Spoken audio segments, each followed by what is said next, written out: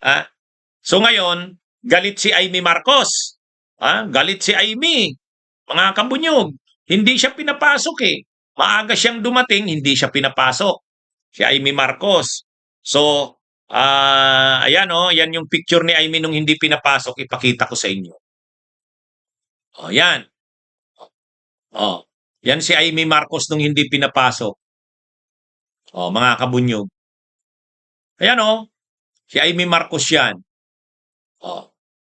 Tapos nagsisigaw yung mga DDS na nandun, papasukin, papasukin. Ay wala eh. Ang hindi sa kanila nagpapasok, yung security personnel. Hindi pinapasok si Amy. Bakit? Ay siyempre may instruction na yan dun sa may-ari. May instruction na yan. Siyempre, sinabihan ng may-ari yung mga security personnel, huwag kayong magpapapasok. Ah, ah, ah, nandun na si Amy Marcos, maaga pa nandun na. Yung mga media nandun na rin. O hindi sila pinapasok. Bakit sila pinapasok? Bakit hindi sila pinapasok? Sila Amy. Eh ano nga, ano na rin eh, naipit na rin yung may-ari ng venue. Alam niyang masyado nang mainit yung ano eh, yung event. Yung event na dapat siguro nung una, syempre kung ikaw yung may-ari ng venue, ano ka rin, matutuwa ka. Siyempre may bayad yun. May bayad. O, magkikita ka rin doon. O, kaya lang nung nalaman mo, nababalita na sa TV, nagre-react na ang Senado, na hindi official yan, hindi lehitimo yan. Nagsabi na si Director Matibag ng NBI, posibleng makasuhan ang mga mai-involve dyan. E di syempre, ang unang mai-involve dyan, yung may-ari ng venue. O ayaw niyang maipit. Kaya ang ginawa niya, tinawagan yung security, huwag kang magpapasok. Actually, naglabas na ng official statement yung may-ari. Yung management ng venue, naglabas ng official statement. Ayaw daw nilang ma-involve dyan. Cancelled na, sabi nila. Cancelled na. Kaya ngayon, mainit itong si Amy Marcos. Ang sinisisi ni Amy, natural, gobyerno na naman. Gobyerno na naman. Andiyan na naman si Amy Marcos. So sabi ni Amy Marcos, hindi kami pinapapasok. Huwag yung ganito. Huwag yung panggigipit dahil sigurado ako. Anumang panggigipit ang gawin, lalabas at lalabas ang katotohanan. Ayan mga kabunyog, mga kababayan. Yun ang problema dito kay Amy. O itong si Amy, nagdadrama pa. Samantalang, wala namang dapat drama dyan. Pero kung sa totoo lang, ang ginawa nila press con lang ito ang balita sa Daily Tribune. Senator Amy Marcos was barred from entering a Mandaluyong events venue where a meeting involving 18 former bodyguards of ex-Representative Saldico was reportedly set to be held. While Double Gem EDSA Garden Events Place said the scheduled Senate Blue Ribbon Committee event will no longer proceed and it was not affiliated with the gathering. O yun. Sa madaling sabi, ayaw nung may-ari ng venue na ma-involve siya dyan. Problema yan.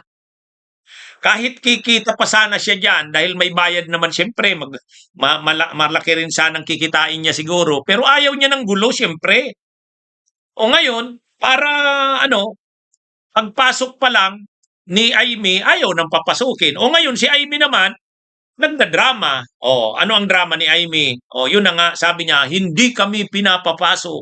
Huwag yung ganito. Huwag yung panggigipit dahil sigurado ako, anumang panggigipit ang gawin, lalabas at lalabas ang katotohanan. O, di ba? Ginigipit ba sila? Hindi sila ginigipit.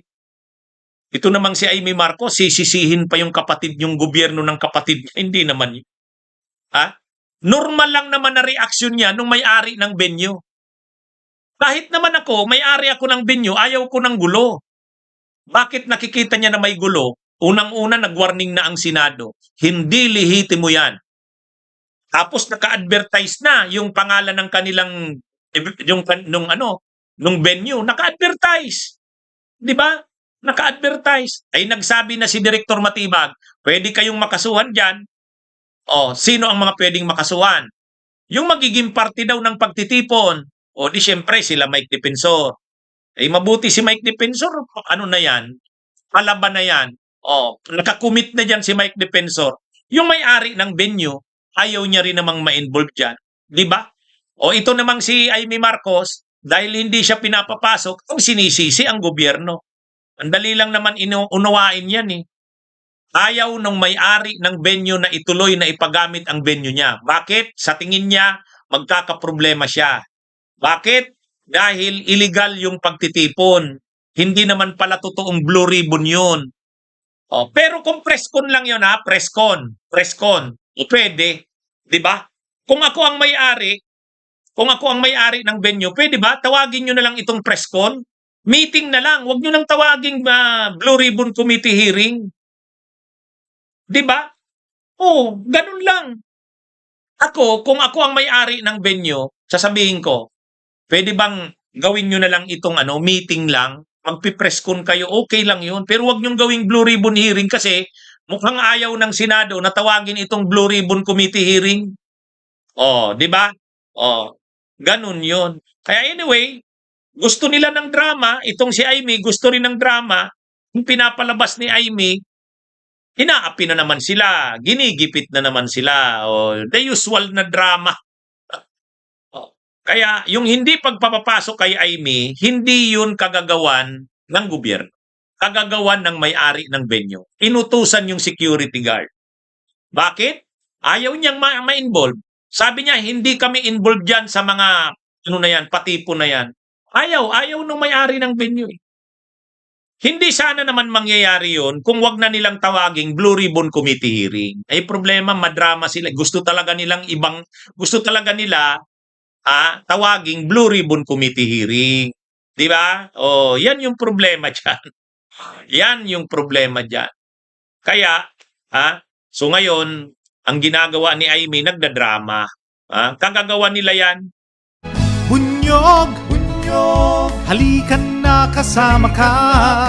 Bunyog, kapag buklod ay may pag-asa. Luzon, Visayas, Mindanao, isa ang pananaw. Sa bagong Pilipinas ang bunyog isisigaw. Bunyog.